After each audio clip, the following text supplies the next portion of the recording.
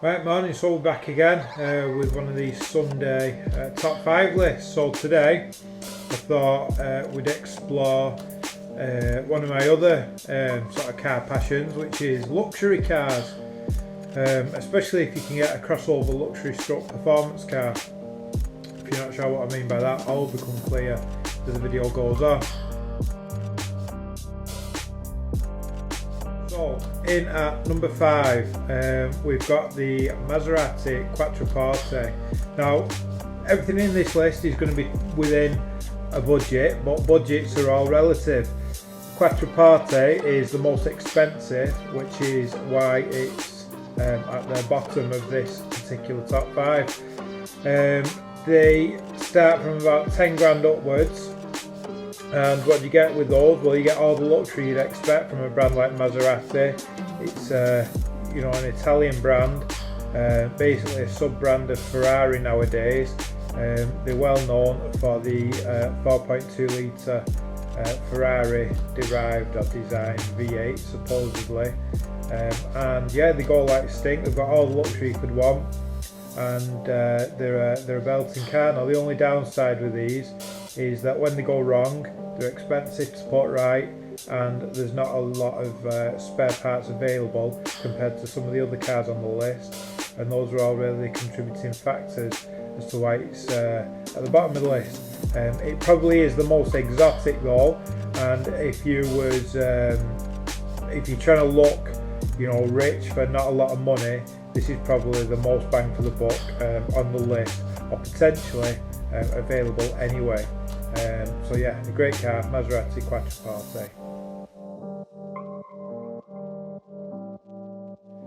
Number 4 is the Lexus LS 460. Now, the LS 460 that I've chosen, as opposed to the 430 or the 400s, which is slightly older, why have I gone for the 460? Well, they're a bit newer, they're a bit more luxurious, they look more modern, and again, I think you could drive one of these somewhere and it looks way more expensive than it actually is. These are available from about 5.5 grand upwards, and there's actually long wheelbase versions that have reclining rear seats like Maybach does. I think they look really good, and especially if you're into that whole Japanese VIP sort of look with the big wheels and the body kits on them and things like that. I think these look belting.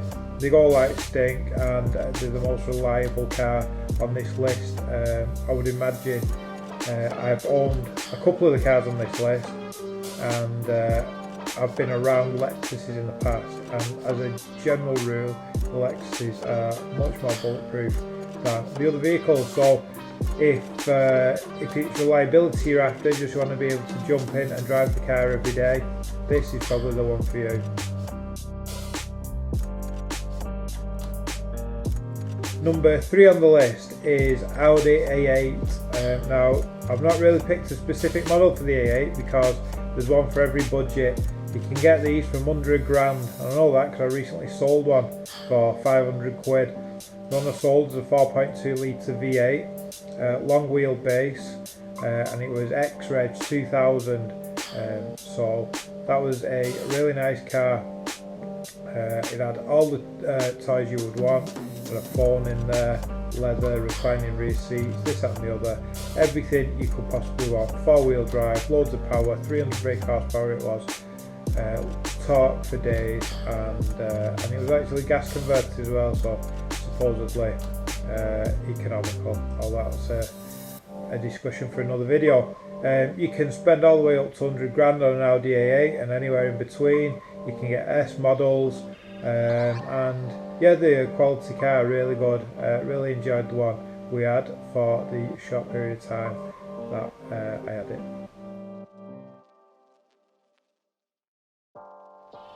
Number 2 is the BMW 7 Series, and specifically it's the E65 shape, particularly the 745.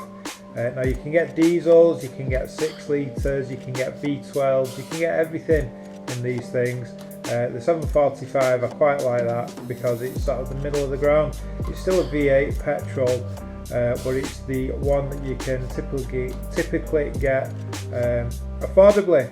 You can get these for under £1,000 nowadays, believe it or not, and you can drive around wherever you might live, the local waterside, pretending you're Rick Ross. And yeah, they're a great car. Now, these were controversial when they come out. People said the headlights were stuck on upside down and things like that, and they didn't really get a very good review all around. But I always liked them. I thought they looked really good, and for a long time this was my dream car. I was saving up to buy one. I had a Chrysler at the time, a Chrysler 300C, and I was looking to swap into a 745. Now the prices are so low, I think I might just buy one anyway and get it out of the system. Keep it for a year, see how we get on. There is some well-known issues with these. I'll not go over them in this video, but they're all over YouTube, or they're in owners club page and things like that. So if you're intrigued by these, go and have a look. But yeah, they're a great car for the money. They've got plenty of toys inside them, all the luxury you could want. There's long wheelbase versions and what have you. So yeah, 745 is the number 2 choice. And then finally, number 1 is the Mercedes S-Class. So growing up, I always thought the S-Class was the best car in the world. Every time a new S-Class would come out, it would always innovate. They were the first car to bring in things like double glazing, first car to bring in lane departure and all sorts of things like that. The S-Class always innovated, and then you'd always see it trickle down into various other cars. Funnily enough, Nissan Micra was always one of the first cars to copy or emulate some of the technologies you'd find in a S-Class for a long time, I would find. And so it's probably no surprise to learn that I like the older ones rather than the new ones, because I don't think the new ones innovate quite in the same way as the old ones did, even though obviously they're a really nice car. So the ones that we'd be looking at for the budget sort of market that we tend to cover on this channel, really you split into 2 sections. You've got the W220, which is sort of a 2000-ish model, 99, 2000 onwards. You can get those for under £1,000.